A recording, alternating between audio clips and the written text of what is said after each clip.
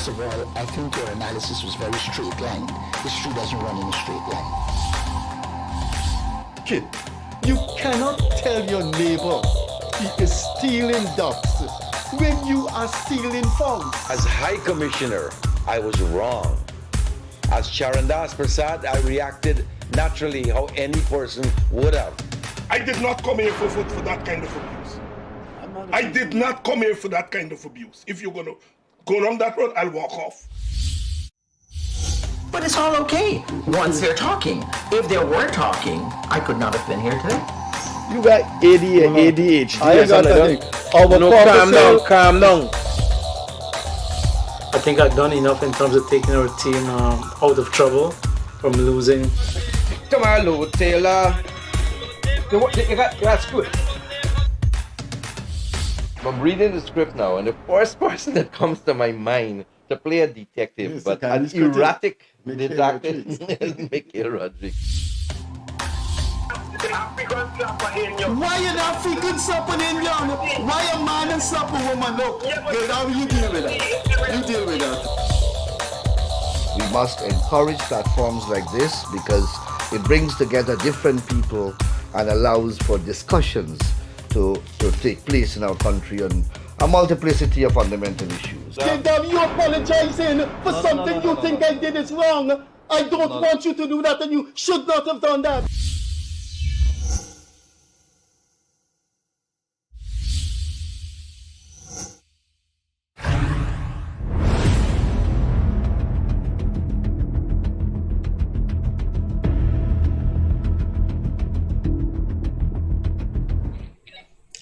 Welcome to the Gildarie Freddie Kissoon Show. This is a live program recorded live in the studio of Daybreak News on the Looney Street in Queenstown.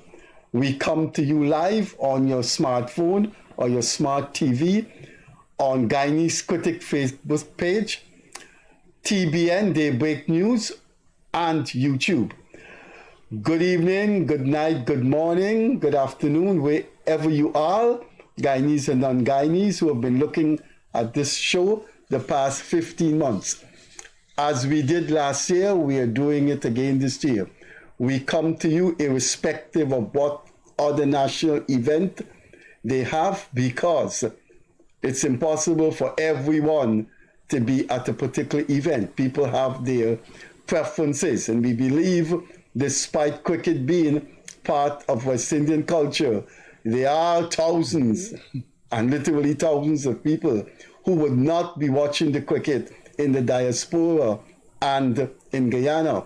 But more importantly, if we do not do a program when there is cricket, we're doing a disservice to people that we have an obligation to. So let's cut to the chase. We will be here on Friday evening too when there's cricket. This evening we have a guest that grew up in very tragic circumstances. And I don't think most of the people in the world have had that experience. I mean, I grew up very poor, but I didn't have the experience that my guest had. He was 7 years old when his father was assassinated in Guyana. The first victim of political assassination, of physical assassination in post-colonial Guyana. 6 months after he was killed, his leader, the leader of his political party, was also assassinated. My guest this evening is Ohene Koama II, the son of Ohene Koama, one of the top names in the WPA in the 70s. I am going to formally introduce him to the program, then read for you a little bit of what the WPA said when he was killed. Before I do that, I'd like to remind you that we will be here on Friday evenings. That on Friday evening, I understand, and I know that's a big game of cricket. But in case you think that because that game is so big, we will not be here for the upteen time, there is a Gildarie Freddie Kissoon show on Friday evening. So, my guest this evening, Ohene Koama, the second son of assassinated WPA executive Ohene Koama the first. Ohene, thanks for being here. Thank you very much for having me on the show. Before I read this document here from the WPA on your father's death, I interviewed Hamilton Green, at that time deputy to Forbes Burnham, at the time that your father was murdered near to his home in South Rumfeld Gardens. And I asked him about your father's assassination, and this is what he said to me in the interview. I could remember it very well. I was interviewing him in his home. He said, when I asked him why the security forces had to kill the man, he said, we knew he had guns in the car. We knew where he got it from. We knew where he was going. We were just waiting for him. That is what Hamilton Green said to me in his study at his home. To put it another way, your father was just waiting to be killed. No arrest, no surrounding of the vehicle thing. They just shot him. You were 7 years old when your father got killed on November the 18th, 1979. The first victim of state murder of a political nature since independence in 1966. But what viewers need to know is that when your father died, he left 4 small kids, of which you were the eldest, and 3 other small ones. I don't know if we could ask somebody to remember what was going on in their life and in their home at 7 years. Can you remember anything about the death of your father, the murder of your father, November 1979? Could you recall anything? Yes, you of were course. pretty young then. Of course. People have a view that at that age, things might be blurred from you, or you might not be able to remember things. But that's not true. At the age of 7, there are a lot of things that you remember very clearly. Even in modern times like now, I do share events and occasions that occurred when I was at 6 years old with friends, and we would laugh about it because it was humorous. That age, my father was around. But at age 7, on that evening when my father was assassinated, the atmosphere, the entire feeling was quite unpleasant and scary, because we learned of our father's death, and at the same time, we knew what death is. We witnessed, or we were there watching our mother in tears. And I knew then that my father was not going to ever be coming back home. So from that day onwards, it wasn't a normal day, normal time, normal period growing up. At some point it was like a nightmare.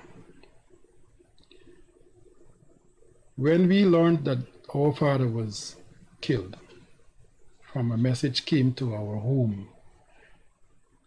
Eventually, when I was old enough to understand, the messengers were actually members of the Guyana Police Force, or some other squad related to the Guyana Police Force. My mom, in older times, years after his death, she told me what exactly transpired, and I got a clear understanding of what actually happened. And there were articles and clippings and so on, journalists wrote on those activities, what happened, and those were available to the public in the National Archives. And I recall seeing an exhibition, I was around 15, at the National Library. No, not the National Library, or the Working People's Alliance, I think one of the halls. There were these articles pasted onto the wall, and you could have read exactly what was said by journalists of the event. And to my amazement, what my mother told me then, when I was just about 10 years old, was revealed to me at that age, around 15, 14. I saw these articles, and the name that was given about the person who was assassinated seemed to be like they were concealing the identity of that person, which was my father. They reported that a man by the name of Claude Bovell, that's the name they called him, was killed and was found with guns. I also had a report from the court on that case when it was in court. And that piece of document and the argument showed clearly that that could never have been true. My father being in the possession of guns in a small car, guns that were displayed in the court, that were assembled, I think they were called SLR guns. Those guns were excessively long guns, extremely long guns, and couldn't fit in the trunk of a car. A normal person with common sense would know that is not possible. So right there and then, knowing the nature of what it was and politics in the days then, you could have come to the understanding that it was an assassination. It was a clear attempt that my father was denied the rights to live, because in normal circumstances, criminals who are caught with guns, where there's no shot fired, no one killed, no one injured, can be arrested and taken to court and be tried and put in jail. The way he was murdered, the way he was assassinated, it's clearly that there was the intention to deny him the rights to live. And it was learning or knowing of that eventually, as I grew older, was quite disturbing. Anyone in the right sense who would have been the son of a father in such an activity, we did not ask for it, but you eventually grow to understand, and grow to maturity to understand there are ways that certain situations could have been handled and dealt with. The decision that the magistrate took then, I recall reading it, where it summed up and saying, no one is criminally responsible for the death of my father. I am not sure how that was arrived at, but it clearly states that those persons who are responsible for making those decisions at the end of certain cases were actually muffled by the state apparatus. So it was a dangerous time. I recall not knowing if each day comes, once each day comes, if we would be alive. I remember that feeling. And I see it in my mom's face. That she was not comfortable living in this country anymore. There were efforts to migrate. It wasn't easy. But she said and made a decision afterwards that she's not going to go anywhere. We're going to stay. and survive whatever it is of the day. And here I am. On the death of Ohene Koama, the day he was assassinated, this is what the WPA wrote about him, and I'm going to read extract of it. It's one page, and it's from the publication of the WPA called WPA Day Clean. Brother Ohene Koama was born on May 4th, 1942, and died on 18th, 1979, murdered by criminal elements of the Uniformed Services of Guyana. Brother Ohene was a founding member of the Working People Alliance and one of its leading activists. When he was killed, he was coordinator of the WPA head office in Tiger Bay, Georgetown. Brother Ohene was a young farmer's pioneer in the first set of cooperatives established by the PNC regime about 1965. From 1965 to 1966, he took a course in credit union management at the Corporate Training Institute. From 1965 to 1965, he was a member of the Young Farmers Cooperative Society. On July 25, 1979, Brother Ohene was fired from Kuru College with 1 month's pay in lieu of notice and given 24 hours to remove his belongings. The oral explanation given him by the principal of the college was that his firing was in the interest of the college, and secondly, that he had nothing further to say. The complaints earlier made against Ohene during meetings were that he was working for the WPA, that he was using college facilities for the WPA purposes, and that he's been attracting the government, and that he's been attacking the government. And during 1978, he had consistently refused to attend flag-raising ceremonies by the state. That is from Day Clean, the publication of the WPA. We don't have a photograph of Ohene Koama the first. This is all we have.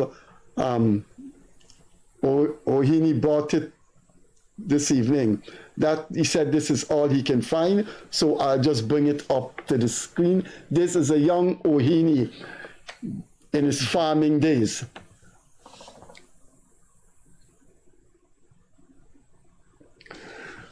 Good. Now, second question, Ohene. How did your mother manage to bring up 4 kids?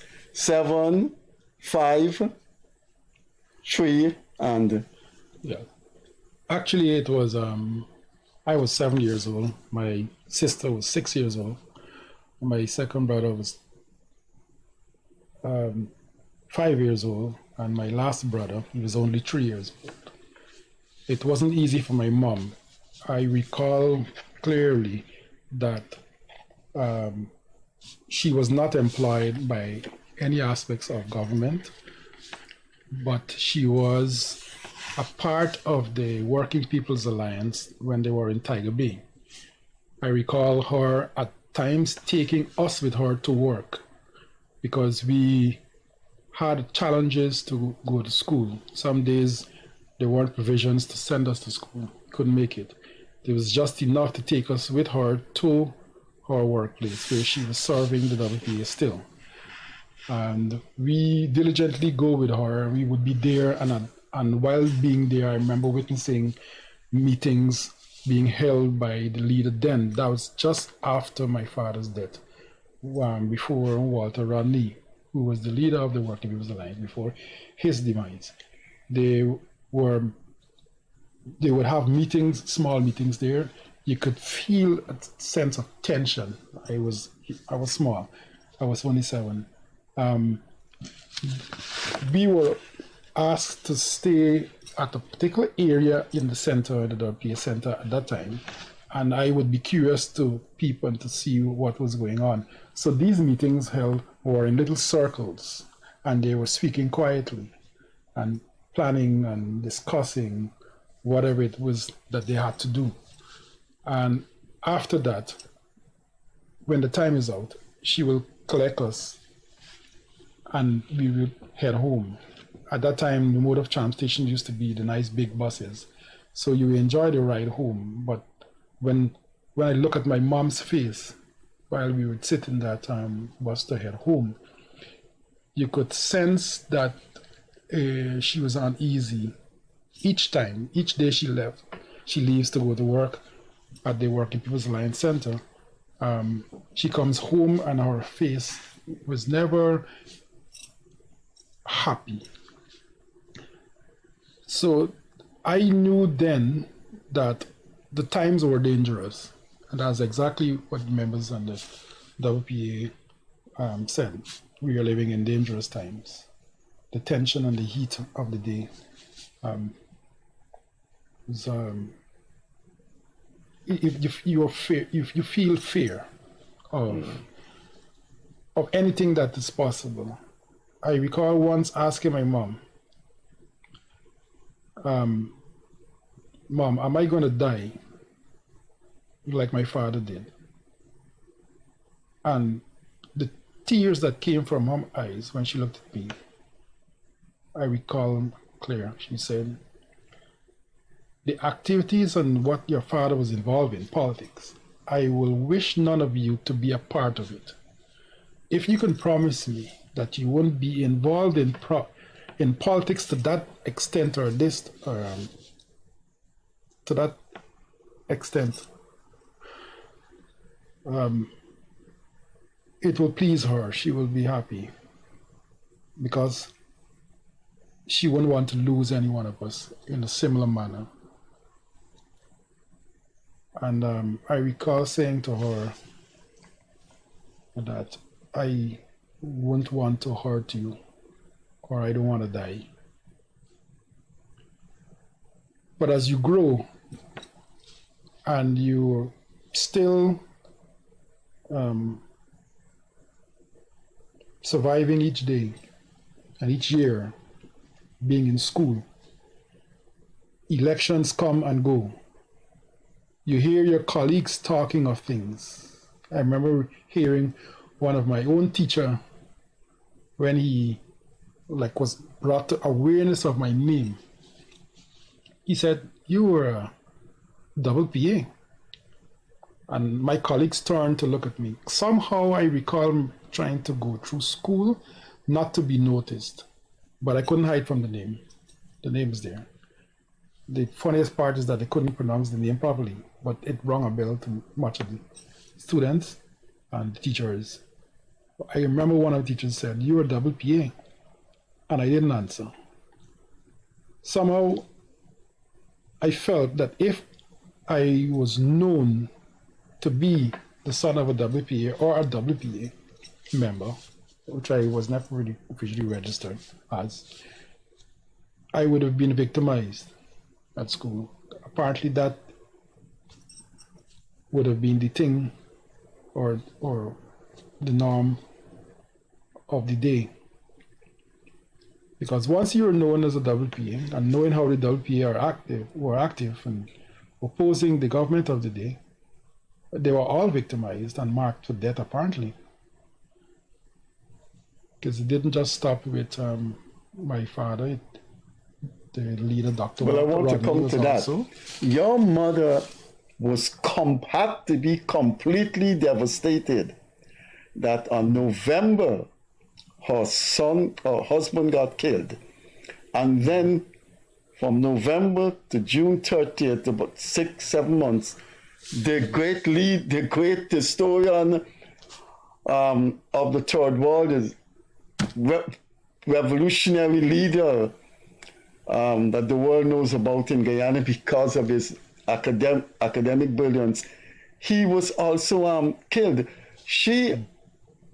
If she didn't want to migrate in November 79, when she saw what happened to Rodney, that had to be a living nightmares in the Koama family.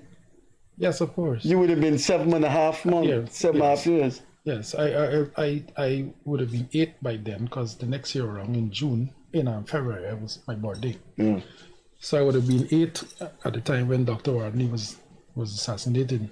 So you remember him as a little boy? Yes, yes. I remember my father and him and much members in the WPA, they had these afro hair and these beard.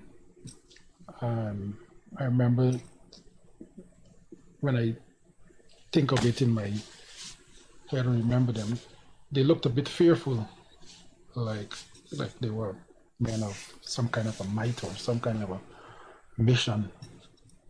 The impression I got growing up. As an 8-year-old boy looking at Rodney and looking at Clive Thomas and exactly, they all look like men with a mission, and not a normal one, serious kind of a mission. But as I mentioned earlier, when I became more aware of what was happening and delved into a bit of what the politics was and what was around, that was before Fort Warren died in '85. You know, you came to start to understand. You arrive at a time in your life where you were having an education. You arrive at a time where you were able to understand things that were happening and put certain things into context, and then you know what would be best of you to act and to survive. So among friends, there weren't certain conversations you will find me being in. I will avoid those discussions. Never mind, it was common, prevalent. My friends at age 15 and so on, they'll be talking about certain political things and activities and so on. Because they too are aware. But as after leaving secondary school, somehow there were more awareness, as you grow older, there were more awareness. Because I got my first job through the help of my uncle, and it was at the Guyana Telecommunication Corporation. At that time, they had a branch on Water Street. So I was a clerical assistant there, earning a small salary, and I was able to help my mom because we had a mortgage to pay. There were things we need. My sisters and my brothers were still at school. It wasn't long after then I applied to the Borough School of Art and got accepted with the help of Brother U.C. Koyana, who was able to ask Miss Agnes Jones then, who was the administrator, if there could be some help for young Ohene, since he wanted to become an artist or study art. Joining the Borough School of Art to me was the best thing. It became a pacifier, and I remember the words from my mom to avoid being in politics. So art to me became like a pacifier. I thought it would be the best thing to do. But eventually I learned that art can be one of the strongest revolutionary weapon in a struggle or in politics. And I said, wow, because it wasn't soon after, while I was at the Borough School of Art, in 1992, there was a change in government. And Shaka Rodney came home and found it the right time to protest. That's Shaka Rodney, Walter Rodney's son. To protest to reopen the case of his father, to try it for a just end to the case. And I, as a youngster then, learning about that activity, joined him. You were keeping a vigil with him yes. Outside the AG's chambers on Carmichael Street. Yeah. So I joined him, fully aware of exactly what was being asked or requested, needed, and we sat there for days without eating and drinking until a lot of apparently it got around and people turned up and realized what was happening, and they sympathized with us and joined us, and then there was a vigil, and then there was some kind of conclusion to it. I think there was a promise of a hearing, and then eventually there was some sort of activity legally to reopen the case and try it for Dr. Walter Radley. I wasn't asking anything for my father because I was aware that there was not an attempt for that through the lawyer then that was with the WPA. I can't recall his name right now. And it was unsuccessful again. So my mom was satisfied with us just trying to survive and live and watch us grow to decide, and she supported us whatever we chose for our career. The assassination, that was the first major assassination in post-colonial Guyana, and it caused quite a stir. Now, your mom, as you get older, 15, 20, 22, did she explain to you the circumstances in which he was killed? Now, I understand that he was killed very near to his home. Yes. I understand as soon as he pulled up, okay, they started to shoot. Yes. So the detail was he died in the car. In the car, according to what I heard, or my mom said, and then from many of the other words from WPA and so on. And I remember him at home leaving. There was a tapir that the WPA used to use for their activities, transporting. For those viewers too young to know, that was a vehicle early manufactured in Guyana, assembled in Guyana. One of our pride vehicles then. The tapir was driven by my father at times, and it was also driven by one of the WPA members who was no longer with us, Adesina. Adesina. Yes, I know Adesina. I remember my father used to drive that tapir, come home with it, and pick us up and take us for little drives around, and we were happy for that, to be driven around town and wherever. That evening, when he was leaving home, he told my mom that he's coming back to collect us, to take us for a drive. And he looked at my sister. She was next to us at the door. She was growing quite chubby, beautiful as ever, still is. And he said, picked her up and said, look at my daughter. She's getting big, growing, getting big. And he put her down and he stepped out, and that was the last time we saw him. So he was going to collect the tapir to come back for us, to take us for a drive. So it was a small car that he was going away with to collect the tapir and to take us for a drive, and never reach the destination. So where we were living, if you know where the end of South River Garden is, there's a ditch, a trench, and around it there's another street into Roxanne Bonham called Flamingo Drive. It's parallel to each other. So you can drive around to take the route to take you to Zinjan Road or wherever area you want to go, head to Georgetown. And they stopped him on Flamingo Drive, that's on the other side of the road, in Roxanne Bonham, and asked him to, with guns pointing, and asked him to exit the vehicle. And he saw, you can actually imagine the scene. Instead of resisting, he came out with his hands fully up in the air, surrendering because the guns were pointing at him. So when he exited the car with his hands up in the air, they shot him to death. Now, reading some of the pathologist reports and so on, as when I was older and understanding it, the wounds in his body that went through his clothing.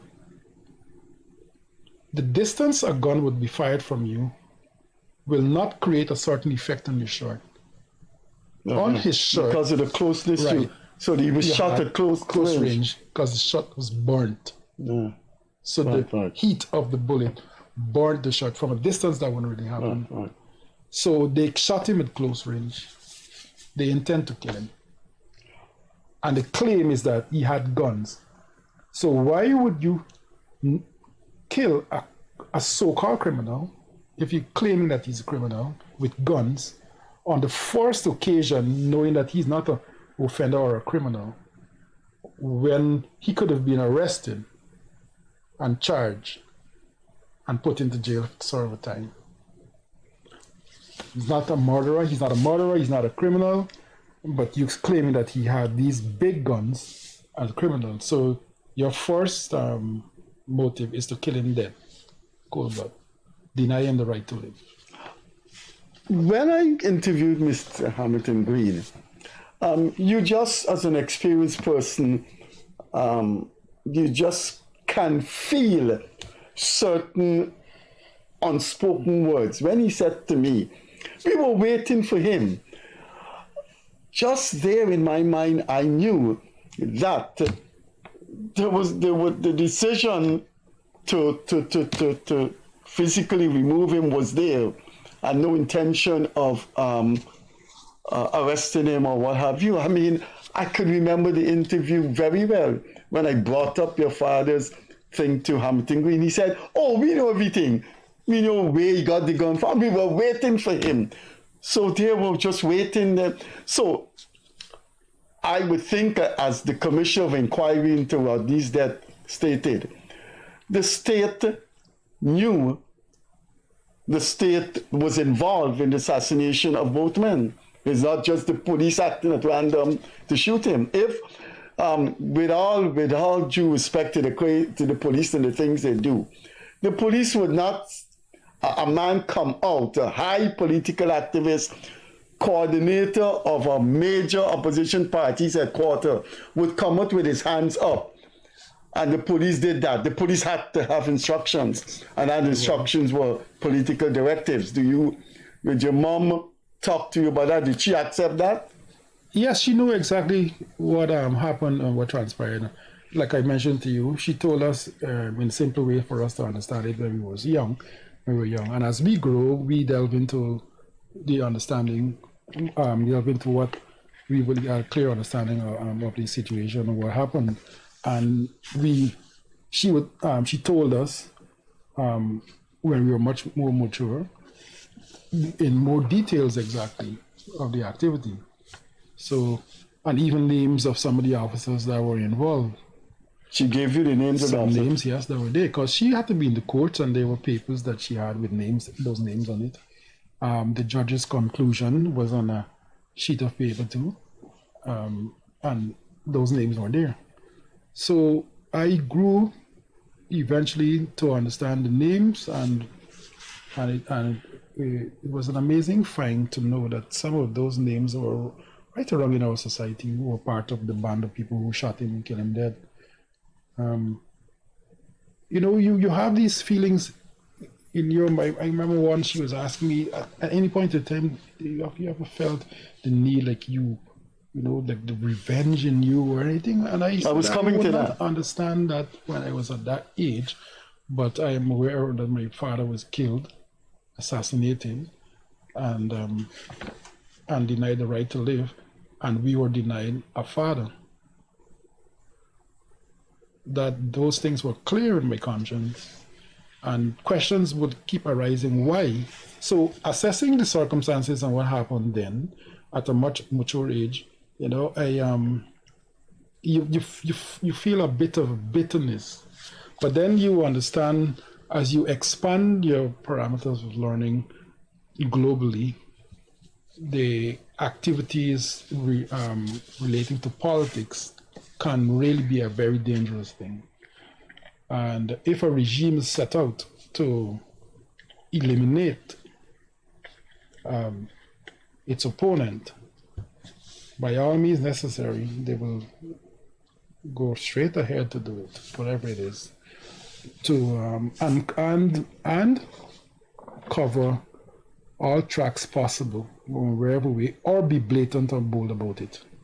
It's unfortunate that because of Rodney's hugeness in the world, I think his assassination overshadowed your father. I mean, I believe He was the leader. I believe factually that occurred. I believe that's a fact of history. He was so large a figure. He was the head of the WPA, and a known historian globally.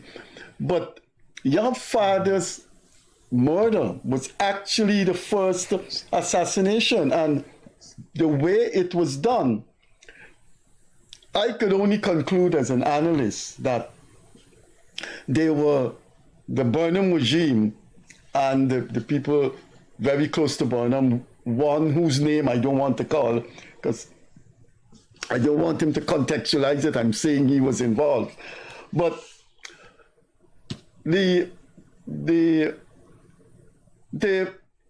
understanding on their part at that time was those two men had to be removed. So they targeted those two men. So your father, Rodney, must have been seen as perhaps the biggest threat in the WPA to the Burnham administration. I mean, the manner in which he died, you could have run him off the road and something, but to have him come out the car with his hands up, that is standard political practice. And then you put the handcuffs on, or you ask him to lie. So it would seem from his history here that he was the actual administrator, manager of the WPA's head office. So it seemed to my mind, because of his status and his long-standing activism, they probably singled him out. And then Rodney was next. Yes, that would be a logical way to approach it. Yes, his activity and his involvement, and also his background being in co-op, was a part of the government. Because clearly the WPA had members, my father, which was our, who were capable at any time, if they were to be in rulership, they would be competent enough to run the country, and they would have been efficient in whatever capacity they would serve. I remember also the issue, what happened to Maurice Bishop in Grenada. All of that, as you grow, you mature, you put things into context. Maurice Bishop, I was there when he came, right, and he came into power, and then his own colleague assassinated him and his entire cabinet. So Maurice Bishop was also a colleague of Dr. Rodney. Mm-hmm. The entire Caribbean apparently were coming to a point where there would have been a revolution or a change of ideology and approach to rulership or governance. So the WPA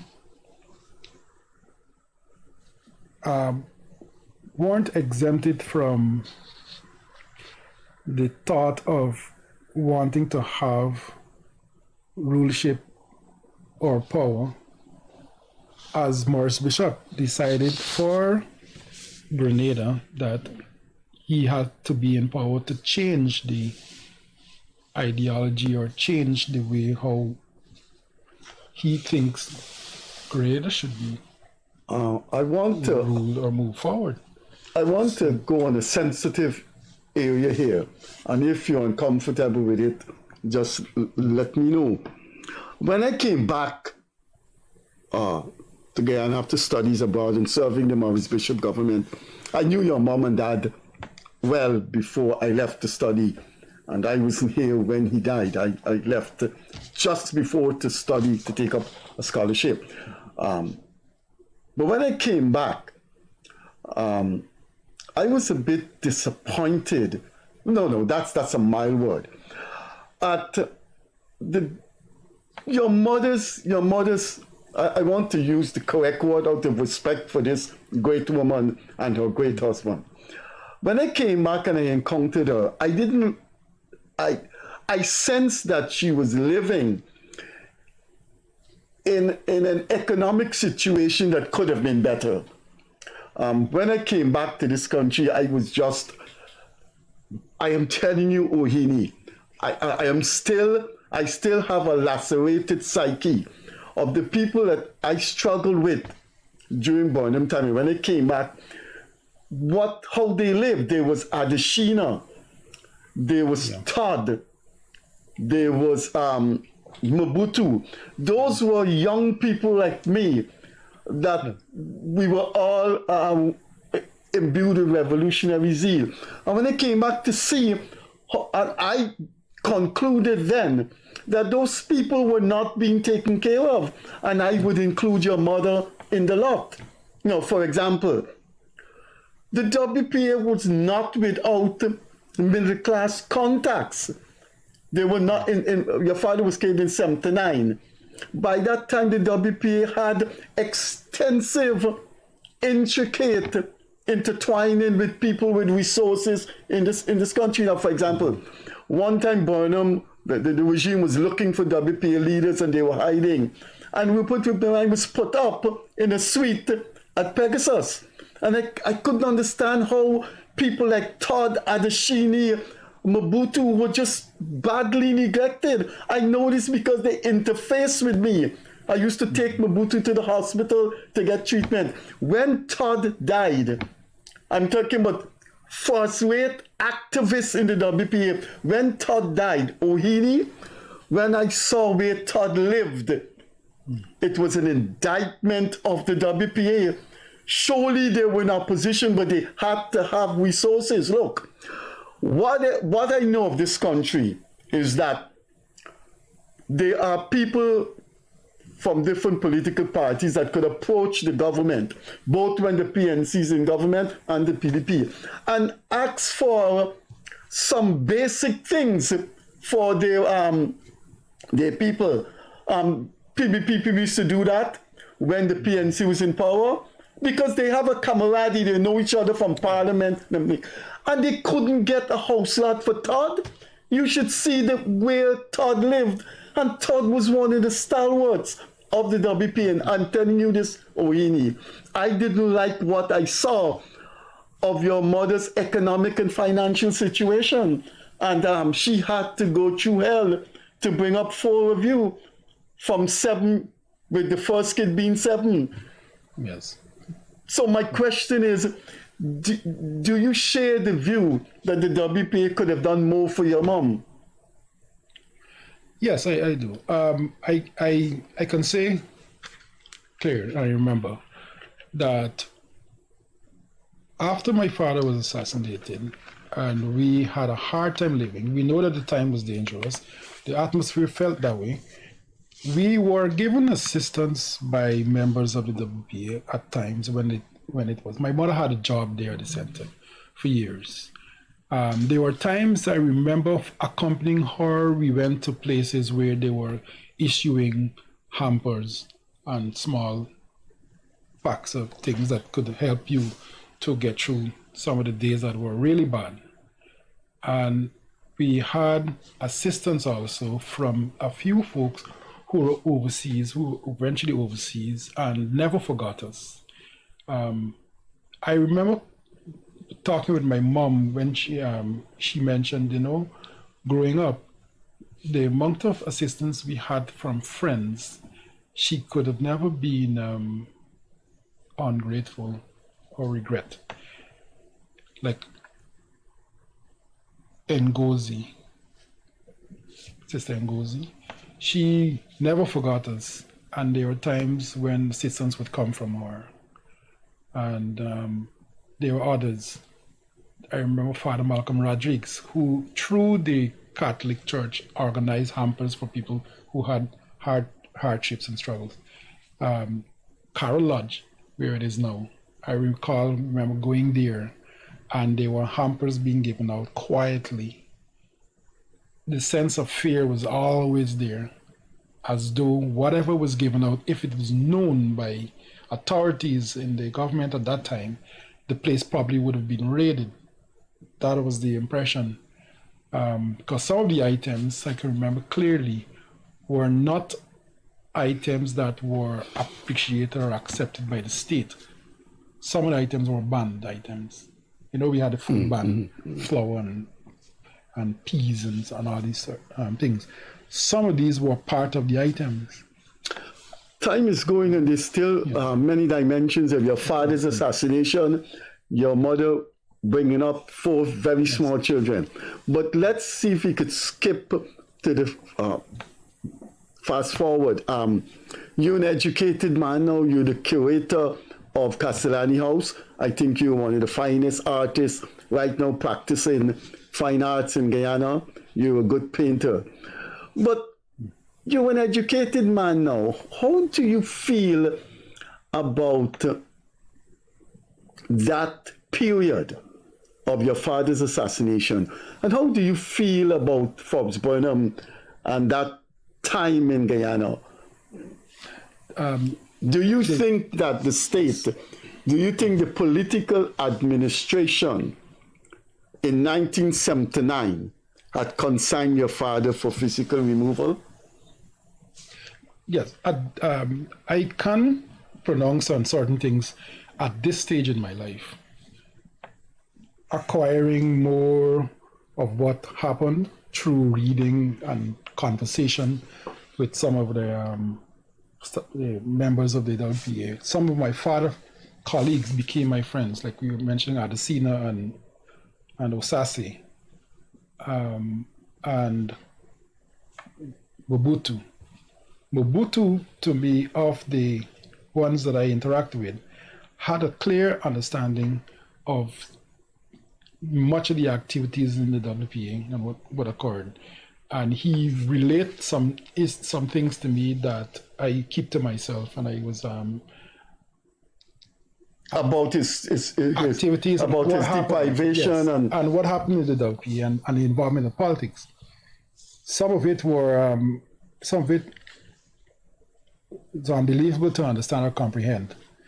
No, we record in history. Yes, you don't have to call names. I know what was done to him. Because I really did like Mobutu. Yes. He was one of my wife's favorite WP activists. Yes.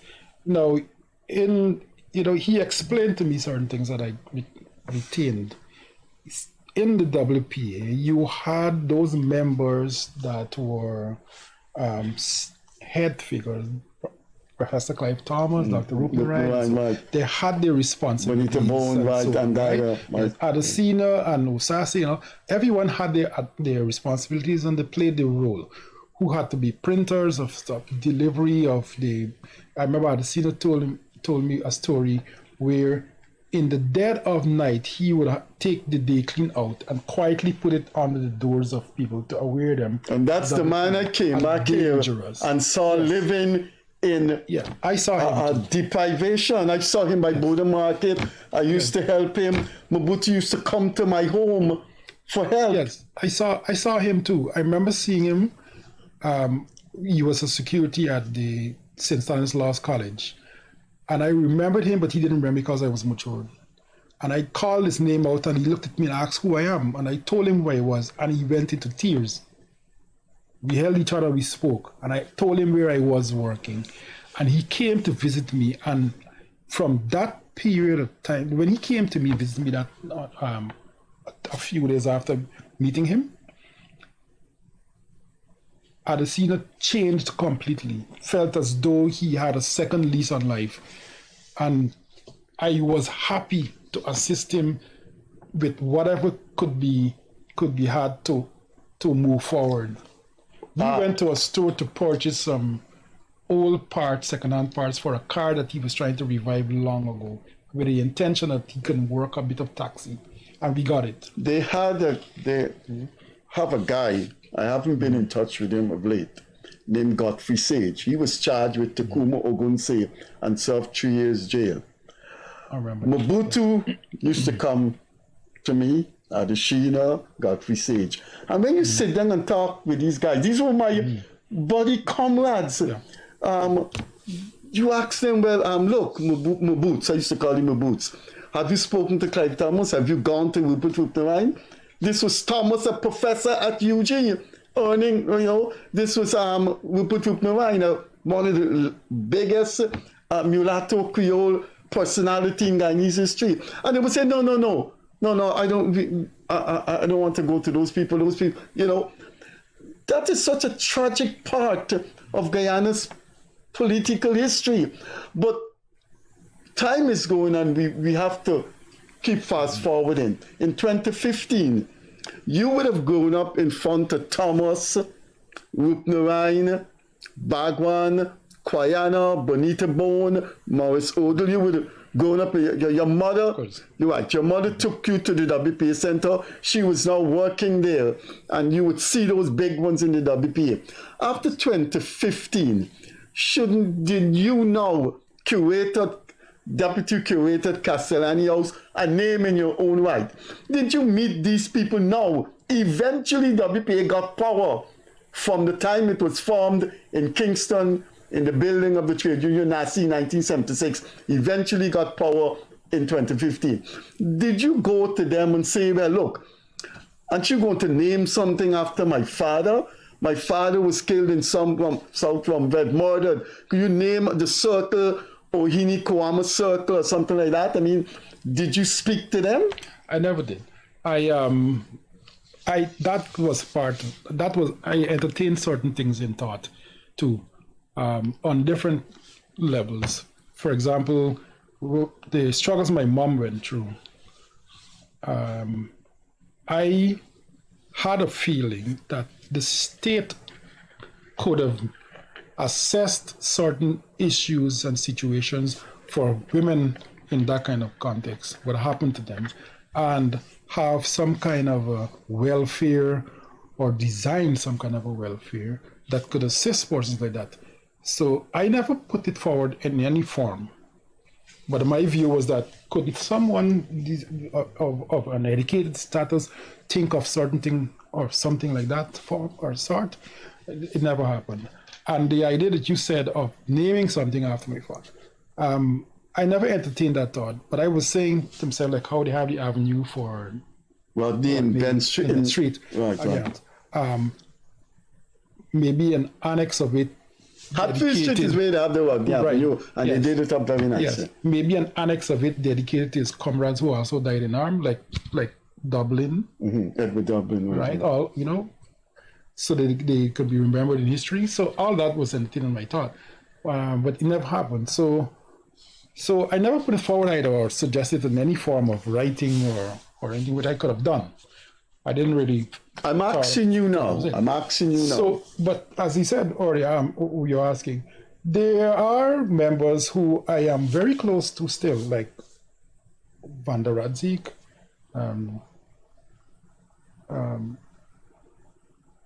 from Carolage was Jocelyn Dow, and she, along my way when I was at Brough School of Art, I got assistance from her when I took small sculptures for sale to her to assist me, and she bought them, right? And to this date, I have a closer relationship with the women who worked and struggled with the WPA. What's the name? So when the WPA came into power, had huge state power, you were deputy curator. Acting curator. You ever encountered the Thomas Rupnerine, or did they ever? I went to the WPA's celebration of Walter Life twice when the WPA was in power. They only had this thing twice. I didn't see Rupnerine, and I saw Thomas once in celebrating his life work, what you call June the 13th, Walter Rodney Day. Yes. I never saw Rupnerine them. But do you think now, as it's gone, they're out of power now, and we're moving on. This is 2023, and they're out of power since 2020. do you feel that for that 5 years, the legacy of Ohene Koama was not paid attention to? These were his comrades. They were there. They were in the building when he drove away to go home. He left that building after a meeting of the WPA. He was the charge of the WPA headquarters, which means Quayana, Thomas, Rupnerine, Bonita Bone, Andaya, Morris Odell, Ohene Koama would have been part of that circle. And you just forgot about him after you came to power. Our time is going. How do you feel about that? Our time is caught up with us. Yes. Well, the feeling wouldn't be as probably the same as yours. The WPA and power was shared. And everyone knows that the sharing of power with the WPA was with actually its adversary when it was in the 70s. The forming of Alliance for Power was a political move, nothing to do with me. But at the time that Dr. Rupnerine was Minister of Education, we spoke on programs and activities and so on for art and where I was, and our dire need for a vehicle, and we got that vehicle. Subsequently, it was taken back. And something that we still need today, because we keep justifying why we would need a vehicle to transport and move around our art and best project ourselves now, and we're still waiting. There's no vehicle. But we had one then, but it was taken back when he left office.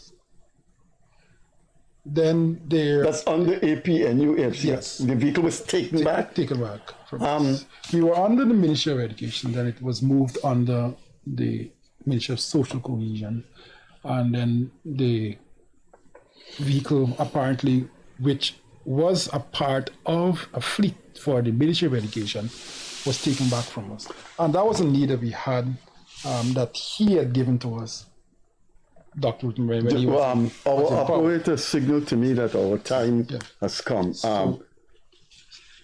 Do you want to see your father's name be remembered in the embodiment of a scholarship in his name, a street after his name, a building after his name? I think your father deserved that. Your father, in the history of Guyana, has gone down as the first act of political liquidation after independence. The first man who was assassinated, murdered because of his praxis, because of his activism. Would you like to see something named after him? And aren't you going to have that as a thought to put forward quickly? Yes, of course. And it wouldn't be wrong to say you can leave it to the powers of the day to decide on any gesture or actual activity that would relate to that. I can say many things. I can ask for a request, but I am humble in my corner. I know your mother was a very modest man. Quite humble. Your mother was very modest. And she asked us quite sincerely, and we answered her, to resist from being too involved in politics to that extent. So we try to honor that in her time while she was alive. We're going to end on that note. It was enthralling and mentally inspiring to speak to someone whose father was murdered by the political regime that he protested against, and his son was 7 years old when that happened. You know, there's a saying in Guyanese parlance, who feels it knows it. We can't feel the way you feel. Look, good luck in your job at Castellani House, and I hope better things will come your way if there are better things that you need. And I used to encounter your sister when she was at UG as a student. Yes, I If you remember. see her, please give her my regards. Of And course I will. Ohene, thanks for having a nice father who struggled for the betterment of Guyana. Thanks. Yes, most welcome.